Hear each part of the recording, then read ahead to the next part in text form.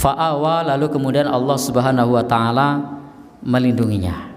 Jadi di sini disebutkan alam yajidka yatiman fa'awa. Bukankah dahulu Nabi Shallallahu alaihi wasallam juga seorang yang yatim, lalu kemudian Allah Subhanahu wa taala melindungi.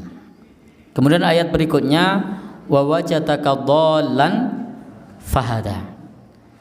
Dan Allah Subhanahu wa taala mendapati Nabi Shallallahu alaihi wasallam dalam keadaan dhallan. Dhallan di sini maknanya adalah bingung, bukan sesat ya, maknanya adalah bingung.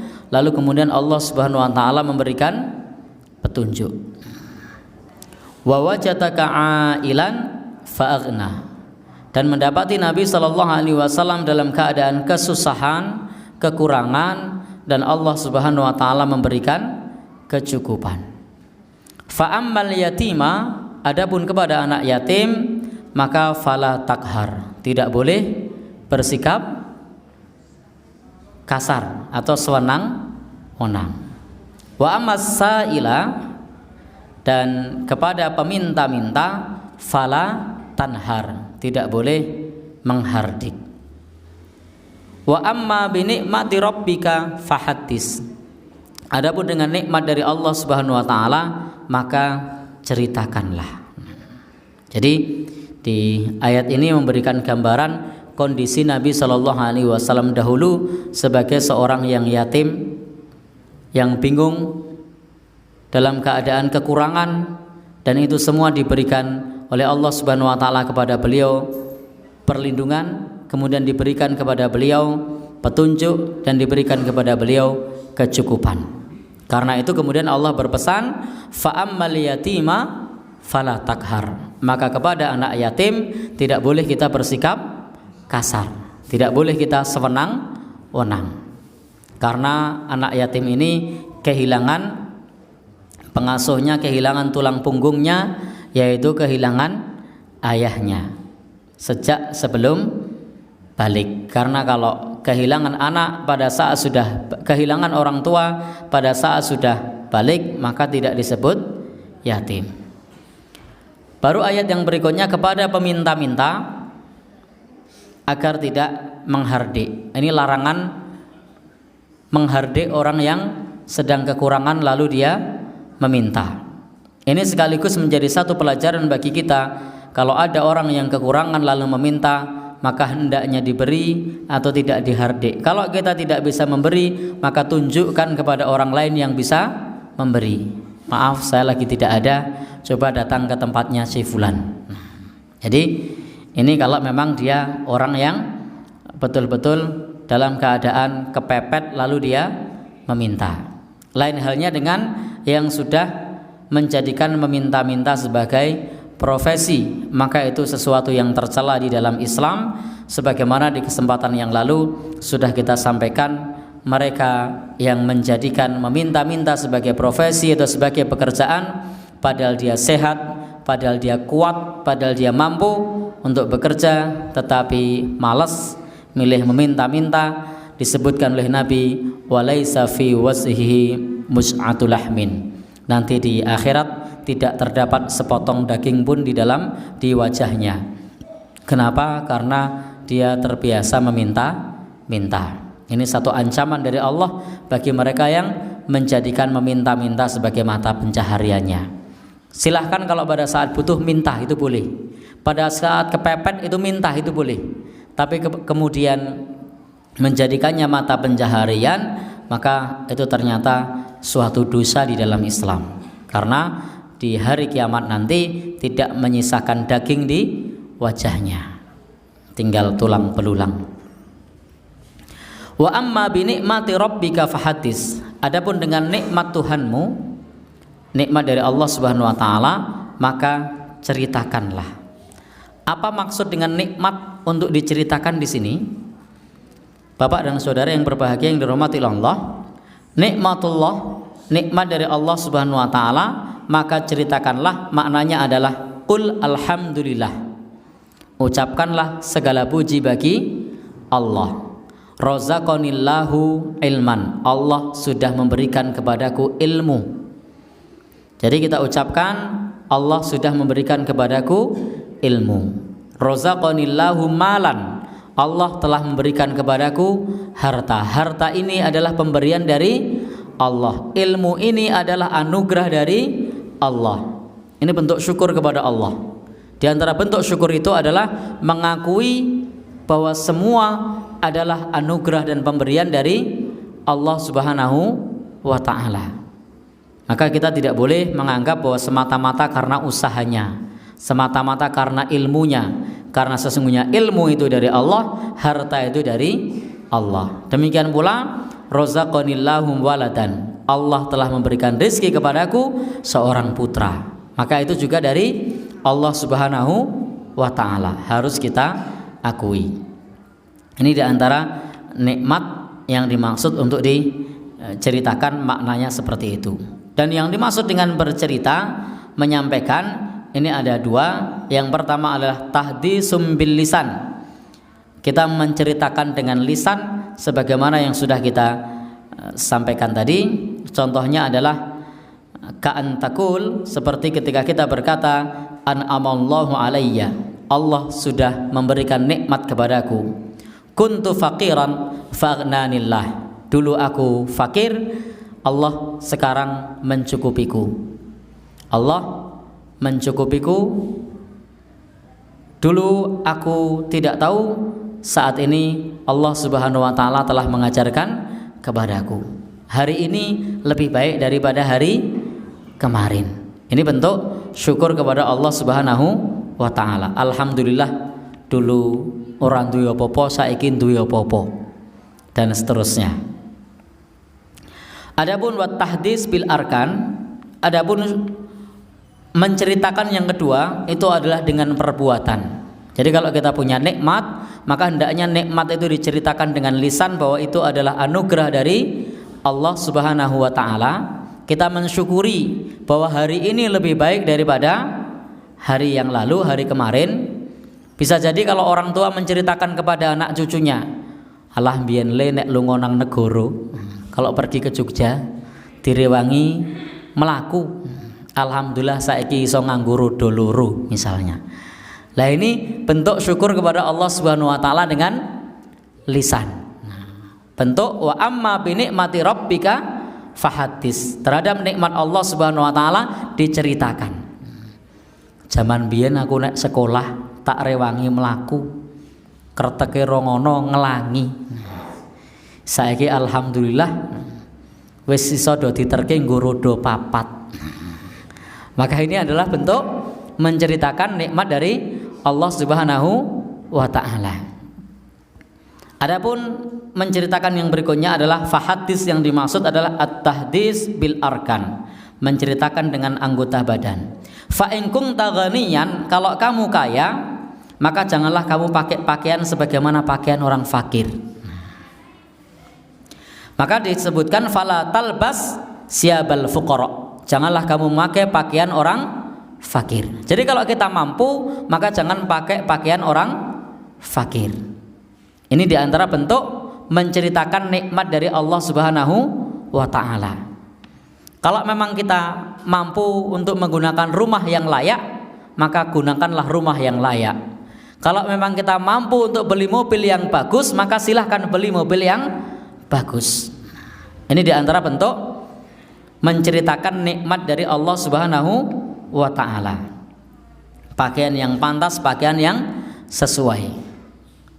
Bapak dan saudara yang berbahagia, yang dirahmati Allah, oleh nyambut gawe hasilnya sudah banyak, tapi rumahnya tidak diperbaiki, pakaiannya tetap compang camping, nyun sewu aromanya mestinya wangi tapi tetap kecut. Lah ini tidak menceritakan nikmat Allah, padahal duitnya banyak ditumpuk. Lah ini tidak menceritakan nikmat Allah. Maka di antara bentuk menceritakan nikmat Allah itu, Bapak dan saudara yang berbahagia, sebagaimana yang disebutkan oleh penulis kitab ini, kalau kamu berkecukupan, kalau kamu kaya, maka jangan menggunakan pakaian orang fakir. Sik wangun. Kita sudah mampu, sudah kecukupan, pakaiannya compang-camping, ndak sisiran, aromanya tidak sedap, maka kalau kita mampu itu tidak mengapa. Yang tidak boleh itu bermewah-mewahan. Bapak dan saudara yang berbahagia yang dirahmati Allah, maka silakan. Demikian pula di dalam masalah kendaraan. Kalau memang kita ini mampu untuk beli kendaraan yang layak, kendaraan yang baik, yang kuat, yang kayupan, maka beli untuk kebutuhan sehari-hari. Bapak dan saudara yang berbahagia, ini tidak mengapa. Untuk apa? Untuk menunjukkan bahwasanya itu adalah nikmat Allah Subhanahu wa taala diberikan kepada kita. Bahwasanya Allah Subhanahu wa taala qad a'taqallahu ilman. Allah sudah memberikan ilmu, maka ajarkan ilmu tersebut. Tidak disimpan. Kalau kemudian Allah Subhanahu wa taala sudah memberikan harta kepada kita, maka gunakan harta itu dan bersedekahlah. Maka ini bentuk menceritakan nikmat. Sudah punya harta banyak, pekerjaannya sudah mapan, tapi rumahnya tidak diperbaiki, kendaraannya seperti yang kemarin. Kenapa? Takut kehilangan PKH. Ini kan aneh. Ya, Bapak dan saudara yang berbahagia, jadi jangan diperbaiki. Kenapa? Nanti tidak PKH-nya tidak turun. Beli motor yang bagus tidak usah. Sudah sedekah tidak mau. Nikmat dari Allah disembunyikan, masih mengharap uluran tangan. Na'udzubillahi min dzalik. Maka napa Bu? Ya, jadi kita tidak perlu kemudian banyak mengeluh, tapi nikmat itu disyukuri, diceritakan, dan kita mestinya kalau memang mampu maka gunakanlah yang lebih baik dan bantulah orang lain. Kenapa? Karena orang lain membutuhkan. Maka di antara bentuk kita menceritakan nikmat dari Allah Subhanahu wa taala, wa amma bi nikmati rabbika fahaddits. Fahaddits itu maka ceritakanlah, itu bukan cuma sekedar cerita, tapi juga berbagi. Kemarin saya panen mangga. Ini ceritakan, sudah benar. Lah ning mosok ora dinai. Jadi ketika kita menceritakan itu dengan lisan dan juga dengan perbuatan. Landi pelemai, entek. Ngiming-ngimingi namanya. Maka Bapak dan Saudara, kalau kita pantas kemudian sudah mampu untuk melakukan sesuatu atas nikmat dari Allah Subhanahu wa taala kepada kita, maka lakukanlah dan bantulah orang lain. Bapak dan saudara-saudara yang berbahagia yang dirahmati Allah, dalam Al-Quran surat yang lain Allah juga membahas, menceritakan kepada kita, berfirman tentang orang-orang yang mendustakan agama. Di antaranya adalah orang yang menghardik anak yatim. Kalau di surah Ad-Duha tadi lebih banyak menceritakan tentang kondisi Nabi Shallallahu Alaihi Wasallam yang dahulunya seorang yang yatim lalu dilindungi, seorang yang kekurangan dicukupi, dan seorang yang dalam keadaan bingung diberi petunjuk. Maka diperintahkan kepada anak yatim tidak boleh sewenang-wenang, kepada orang peminta-minta tidak boleh menghardik, dan dengan nikmat dari Allah maka ceritakanlah. Maka kita akui semua nikmat itu adalah anugerah dari Allah Subhanahu wa taala, diucapkan. Kita juga ketika kita menceritakan itu juga bukan hanya dengan perkataan, tapi juga dengan perbuatan. Seperti tadi disebutkan oleh penulis kitab ini, kalau kita ini mampu beli pakaian yang baik, maka jangan gunakan pakaian yang rusak. Kalau kita mampu untuk membangun rumah yang layak, maka jangan gunakan rumah yang bocor. Sudah tahu rumahnya bocor, duitnya banyak, dibiarin saja. Maka kalau memang kita ini punya nikmat dari Allah, cukup untuk dandani genteng bocor, maka dandani. Demikian pula tadi kalau kita dapat nikmat-nikmat yang lain, mangganya sedang panen, maka silahkan ceritakan, berbagi kepada mereka. Punya ilmu, ceritakan, berbagi ilmu. Punya harta, ceritakan, berbagi harta. Adapun kemudian di bab berikutnya, di bab yang sama, di ayat berikutnya yang dikutip oleh penulis kitab ini kita masih membahas beberapa hal yang berkaitan dengan ayat-ayat yang berkaitan dengan anak yatim sebelum masuk ke hadisnya. Ara'aital ladzi yukadzibu biddin. Tahukah kamu siapa orang yang mendustakan agama? Makna ad-din dalam Al-Qur'an itu ada kalanya bermakna agama, dinul amal, agama yang dimaksud adalah amal, perbuatan atau agama. Yang kedua maknanya adalah dinul jaza, ad-din yang bermakna pembalasan. Jadi kadang-kadang di dalam Al-Quran ketika Allah berfirman, tahukah kamu siapakah yang mendustakan ad-din, itu bisa dimaknai mendustakan agama, kadang bisa dimaknai mendustakan hari pembalasan. Maka dalam ayat ini mencakup dua makna. Tahukah kamu siapakah orang yang mendustakan agama? Tahukah kamu siapakah orang yang mendustakan hari pembalasan?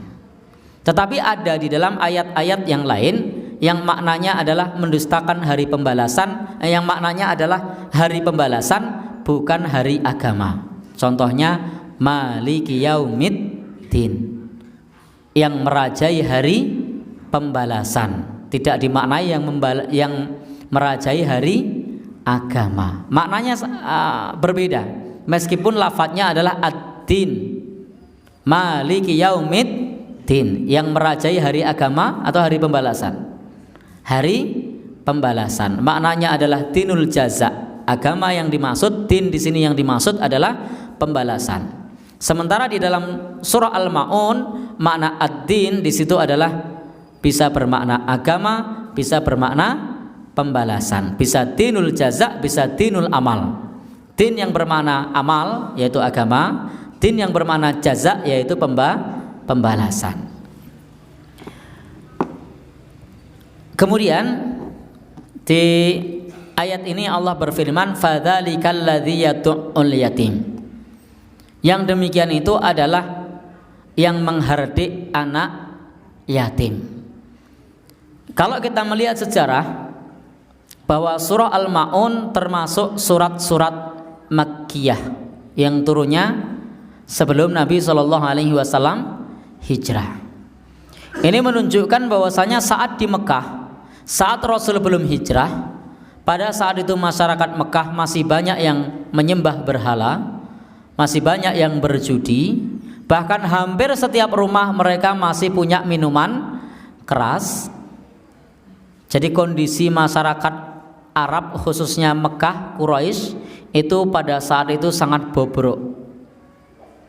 Mereka minum minuman keras iya, berjudi iya, menyembah berhala juga. Tetapi ternyata pada saat Allah berfirman, tahukah kamu siapa orang yang mendustakan agama? Jawabannya bukan penjudi. Jawabannya tidak menyebut penyembah berhala. Jawabannya tidak menyebut orang-orang yang minum minuman keras. Tapi jawabannya adalah yang menghardik anak yatim. Padahal Bapak dan Saudara, menyembah berhala termasuk mendustakan apa tidak? Termasuk, bahkan itu puncak kedustaan. Menyembah yang lain, syirik. Kenapa tidak disebut di sini? Menunjukkan perhatian Islam yang sangat besar terhadap persoalan sosial. Bapak dan Saudara yang berbahagia yang dirahmati Allah, maka ketika pada saat itu bergelimang dengan kesyirikan dan kekufuran, kenapa tidak disebut kekafiran, tidak disebut kesyirikan? Padahal kekafiran, kesyirikan termasuk mendustakan agama. Termasuk perbuatan-perbuatan yang lain, banyak perbuatan mendustakan agama, tapi tidak disebut. Menunjukkan perhatian dan kasih sayang Islam kepada anak yatim itu sangat besar. Padahal persoalan di masyarakat Mekah itu banyak permasalahan-permasalahan yang lain. Tetapi kenapa tidak disindir, tidak dijawab? Yang mendustakan agama itu adalah yang menyembah berhala. Tidak disebut yang mendustakan agama itu yang berjudi, yang berzina. Tidak disebut begitu. Padahal jawaban itu nampaknya pada saat itu Tidak salah kalau kemudian dijawab dengan jawaban-jawaban semacam itu.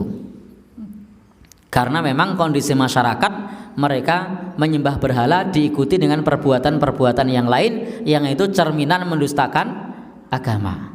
Tetapi kemudian jawabannya bukan itu. Jawabannya adalah alladzi yad'ul yatim, yang menghardik anak yatim. Menunjukkan Islam punya perhatian yang sangat besar terhadap persoalan sosial, persoalan kepedulian terhadap orang-orang lemah, terhadap anak-anak yatim. Bapak dan saudara, maka kalau demikian kita diperintahkan agar tidak menghardik anak yatim. Kalau kita tidak bisa memberi, maka minimal kita tidak menyakiti. Kalau kita tidak bisa berbagi, tidak bisa melakukan sesuatu kepada dirinya, maka setidak-tidaknya kita tidak mengganggu. Inilah prinsip akhlak yang sangat mendasar yang diajarkan di dalam Islam. Kalau kita tidak bisa memberi manfaat, minimal kita tidak mengganggu. Maka di sini orang yang menghardik anak yatim itu mengganggu napa mboten? Ganggu. Sudah ndak kasih, ganggu lagi.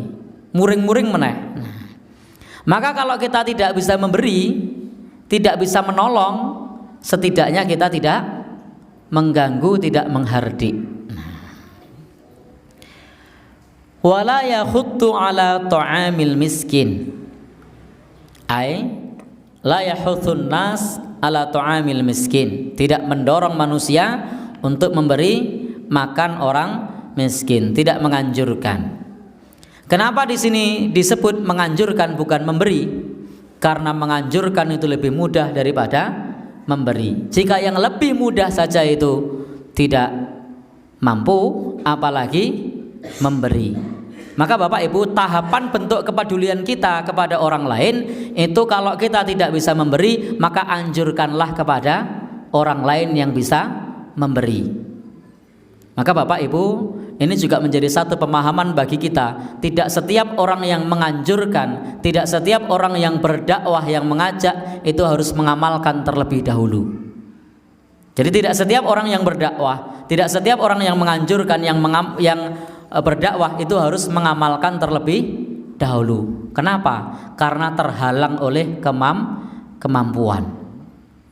Maka di dalam ayat ini disebutkan wala yakhuddu ala ta'amil miskin, dan tidak menganjurkan untuk memberi makan kepada orang miskin. Kalau memang kita tidak mampu memberi, anjurkanlah kepada orang yang mampu untuk memberi.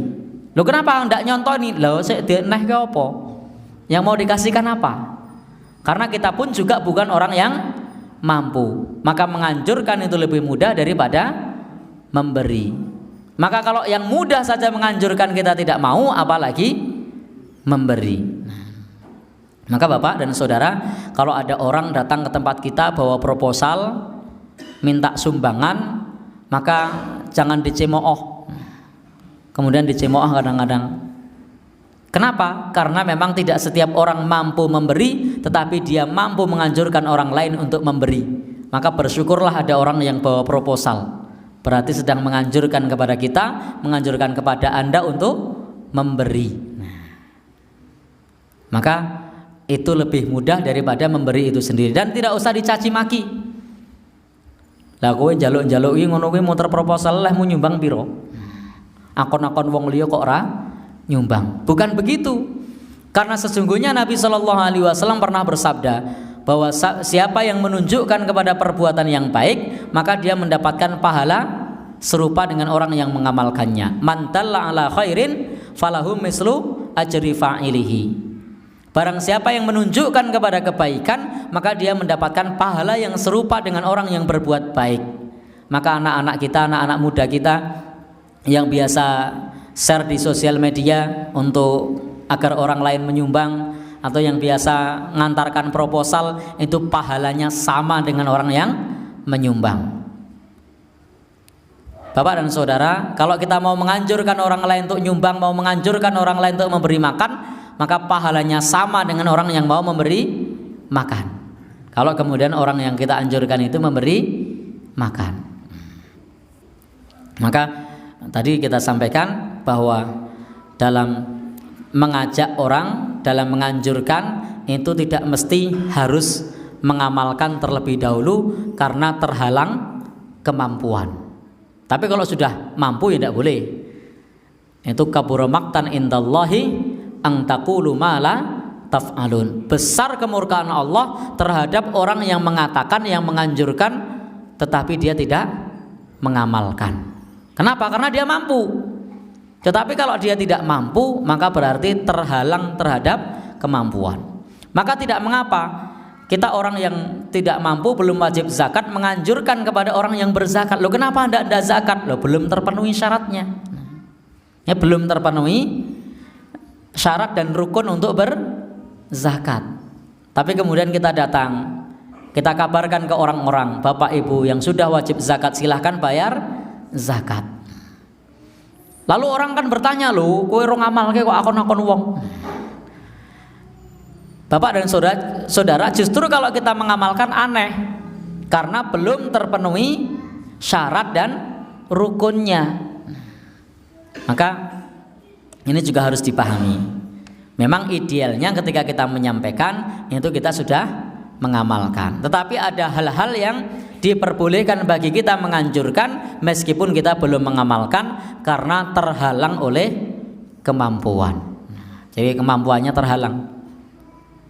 Jadi dia belum mampu. Yang mestinya dia memberi tapi kemampuannya tidak ada, maka terhalang karena tidak mampu.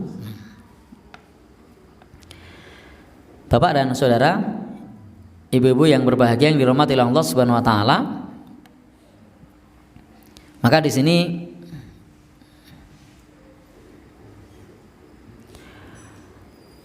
kalau ada orang yang dia tidak melaksanakan dan juga tidak menganjurkan, maka ini lebih buruk. Aswa'u hal. Jadi perkara yang sangat buruk kalau kita sudah tidak memberi dan juga tidak menganjurkan. Maka masih lebih baik orang yang mau menganjurkan meskipun dia tidak memberi. Jadi kalau misalnya ada orang yang menganjurkan dan memberi, ini bagus. Yang kedua, ada orang yang menganjurkan tapi tidak memberi, ini juga masih bagus, tapi bukan yang terbaik. Yang terbaik adalah mau menganjurkan dan juga memberi, ini terbaik. Di bawahnya dia mau menganjurkan tapi tidak memberi, maka ini masih baik karena masih mau menganjurkan. Adapun aswa'u hal, perkara yang paling buruk itu adalah pada saat dia tidak menganjurkan dan juga tidak memberi. Tutup telinga, tutup mata, etok-etoke ora ngerti. Mengingatkan orang juga tidak, menganjurkan juga tidak, dirinya pun juga tidak memberi. Alasannya jelas kadang-kadang orang, tetapi ini adalah syubhat meskipun dengan alasan yang jelas. Kenapa kok tidak memberi, tidak menganjurkan? Lah daripada aku akon-akon nah aku ora ngenai. Nah, engko mah dosa to, mending aku rasa meneng wae. Aku rasa akon tak meneng wae. Sebenarnya ini syubhat. Kenapa syubhat? Karena kita masih punya tugas. Kalau kita tidak bisa memberi, maka setidak-tidaknya memberikan, menunjukkan jalan kepada orang agar memberi. Sama juga Bapak dan saudara yang berbahagia, bagi para orang-orang yang berilmu kemudian dia tidak mau berdakwah, itu kadang kena syubhat. Daripada saya menyampaikan ilmu dan saya tidak mengamalkan, lebih baik saya tidak menyampaikan ilmu dan tidak mengamalkan. Ini syubhat. Bapak dan saudara, karena orang yang menyampaikan ilmu bagaimanapun juga masih lebih baik meskipun belum mengamalkan. Jadi bagaimanapun juga orang yang menyampaikan ilmu itu masih lebih baik meskipun dia belum mengamalkan. Bapak dan saudara yang berbahagia yang dirahmati Allah Subhanahu wa taala, sebagaimana ada orang yang tidak mau nahi mungkar karena dia masih melakukan kemungkaran.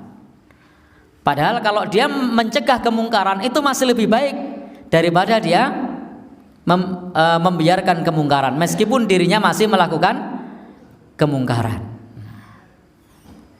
Namun ingat, hal yang semacam ini dimurkai oleh Allah. Tetapi lebih baik. Maksudnya bagaimana? Saya kasih contoh ilustrasi yang sederhana. Bapak dan saudara, ini contoh dalam nahi mungkar. Kita ketemu dengan, dulu mungkin pernah berbuat maksiat, naudzubillah ya, mencuri. Tiba-tiba ketemu temennya malam-malam, lu harap nanti, harap nyolong. Padahal dia juga mau nyuri, sama. Tapi dia bilang, kok ora tobat-tobat aku iki, mbok mandek ojo nyolong. Lalu dia ingat sama Allah, Yesus aku tak mandek, aku tak nyolong, aku tak mulih. Tapi kemudian dia ini yang bilang begitu masih nyuri, ini masih lebih baik. Lebih baiknya di mana? Pencurinya cuma satu. Kalau dia tidak mengingatkan, pencurinya berapa? 2. Kerusakannya berapa? 2. Kan pencurinya 2. Tapi karena yang satu tadi mengingatkan, ojo nyolong. Maka pencurinya tinggal 1. Maka itu lebih baik. Tapi ingat, ini dimurkai oleh Allah Subhanahu wa taala. Lebih dimurkai lagi kalau dia tidak ngingetin temennya. Ya kan? Dia ngingetin temennya saja sehingga temennya tidak mencuri, itu dimurkai. Apalagi dia malah ayo bareng-bareng, lebih dimurkai enggak? Coba kira-kira ketemu nong dalan arep nanti nyolong. Lah kowe ayo bareng. Kira-kira lebih dimurkai mana? Yang mengingatkan tapi dia masih mencuri, atau yang ngajak bareng-bareng? Yang ngajak bareng. Maka kondisi dia masih melakukan kemungkaran lalu kemudian dia mencegah orang lain berbuat mungkar, itu masih lebih baik. Meskipun ini dimurkai, tapi lebih dimurkai lagi kalau dia tidak mengingatkan. Monggo. Tapi mengatakan yang menganjurkan harus mengamalkan. Ya. Kadang-kadang kita itu disebut pegang mau pakai. Ya. Omong gampang nek nglakoni aneh. Ya. Seperti itu kerap kali kita dikatakan seperti itu gimana? Ya, terima kasih. Ya. Jadi tadi dalam contoh nahi mungkar sudah bisa dipahami ya.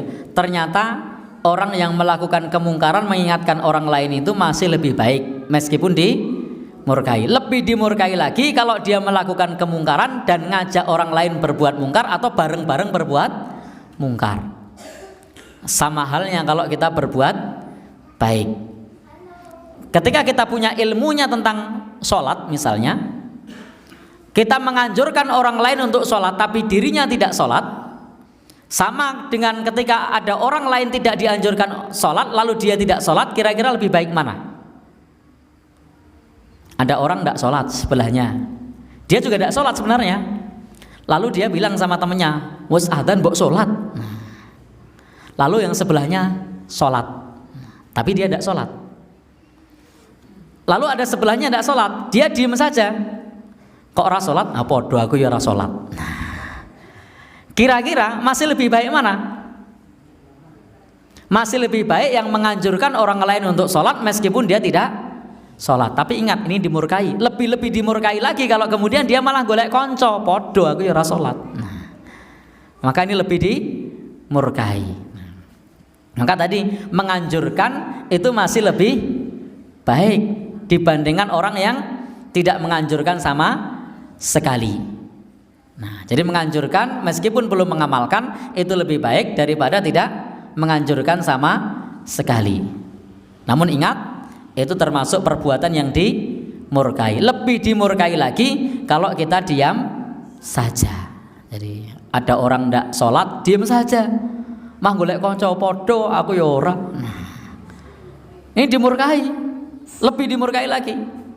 Maka kalau dia bilang kepada temannya, "Ayo sholat," maka berkurang kan orang yang meninggalkan sholat, berkurang 1, meskipun dirinya masih melakukan. Ini dari sisi itu, tetap ini perbuatan yang tercela. Yang terbaik memang kita menganjurkan dan juga mengamalkan. Kita mencegah itu juga tidak melakukan. Itu idealnya begitu. Bisa dipahami Pak? Jadi kalau kemudian ada orang mengatakan gedang woh pakel, itu masih lebih baik orang yang mau ngomongi dibandingkan dia kemudian malah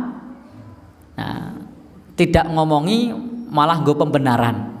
Saya pernah diomongi itu Ustaz. Ya. Lo boleh diundang agan, tapi yang mengatakan itu orang Katolik. Oh gitu. Lo gambarnya panggil Iya. gitu, malah menganjurkan seperti itu. Ya kalau itu lain cerita karena dia tidak beriman. Nah prinsip diterimanya amal itu harus beriman. Jadi prinsip diterimanya amal itu harus beriman. Maka Bapak dan Saudara yang berbahagia yang dirahmati Allah, li'annahu law kana yu'minu biyaumiddin, karena kalau orang itu beriman dengan hari pembalasan, maka hakikatnya dia akan punya kasih sayang dan dia akan menganjurkan untuk memberi makan kepada orang miskin. Jadi kalau orang beriman itu dia punya rasa kasih sayang, mesakno, meskipun dia ra iso ngenai. Meskipun dia tidak memberi tapi dia punya rasa mesake, mbok kae ditulung, mbok kae dinai. Ning daerah ngenai. Ini tandanya masih ada kasih sayang, masih ada iman. Nah, meskipun dia juga tidak nulung, tetapi dia masih mendorong orang lain untuk menolong. Maka Al-Quran mengatakan tidak menganjurkan, tidak mengatakan tidak memberi. Karena untuk memberi itu butuh modal. Sementara untuk menganjurkan itu tidak perlu modal. Nah, maka disebutkan di sini siapakah orang yang mendustakan agama, yaitu yang menghardik anak yatim dan tidak menganjurkan untuk memberi makan kepada orang miskin. Jadi di sini disebut tidak menganjurkan, bukan tidak memberi. Karena menganjurkan itu lebih mudah. Kalau menganjurkan saja tidak, bagaimana dia mau memberi? Karena kalau orang memberi itu insya Allah dia juga mudah untuk menganjurkan. Bapak dan Saudara yang berbahagia yang dirahmati Allah Subhanahu wa taala, sehingga di bab ini Allah Subhanahu wa taala memberikan satu sindiran yang tegas kepada kita bahwa di antara tanda-tanda orang yang beriman kepada hari pembalasan adalah berkasih sayang kepada anak yatim dan dia punya kepedulian kepada orang miskin. Jadi punya kepedulian kepada orang miskin. Sesuai bab yang kita bahas, yaitu berlemah lembut kepada anak yatim. Demikian pembahasan kita, mudah-mudahan bermanfaat. Pada prinsipnya di sini tadi bahwa menyampaikan kepada orang tidak mengamalkan itu dimurkai oleh Allah Subhanahu wa taala. Jadi menyampaikan tidak mengamalkan itu dimurkai oleh Allah Subhanahu wa taala. Lebih dimurkai lagi kalau dia tidak mengamalkan dan tidak menyampaikan. Nah, jadi lebih dimurkai lagi. Sama halnya tadi sudah kita kasih ilustrasi yang dua orang pencuri. Seorang ayah yang merokok lalu bilang kepada anaknya jangan merokok, itu masih lebih baik daripada seorang ayah yang membiarkan anaknya merokok. Jadi bisa dipahami ya. Seorang ayah yang bilang kepada anaknya, nak jangan merokok, tapi dia merokok, itu masih lebih baik dibandingkan ketika seorang ayah yang merokok dan membiarkan anaknya merokok. Meskipun tadi jargoni ini dimurkai, lebih dimurkai lagi kalau membiarkan anaknya. Bisa dipahami ya? Ya, jadi lebih dimurkai lagi kalau membiarkan. Nah, kadang-kadang kan orang daripada akon yang aku sing ngene iki mending gak nengge wae to. Itu lebih parah. Nah, jadi justru itu malah lebih parah. Demikian pembahasan kita. Meskipun kita sampaikan kalau saya secara pribadi, sebagaimana juga penulis kitab ini, hukum rokok itu insya Allah lebih dekat kepada hukum haram. Tapi kita tadi membahas dalam konteks adalah bahwa seorang ayah yang peduli kepada anaknya itu lebih baik daripada membiarkan anaknya meskipun dirinya masih melakukan. Billahi taufiq wal hidayah. Subhanakallahumma wa bihamdika asyhadu an la ilaha illa anta astaghfiruka wa atubu ilaik. Assalamualaikum warahmatullahi wabarakatuh.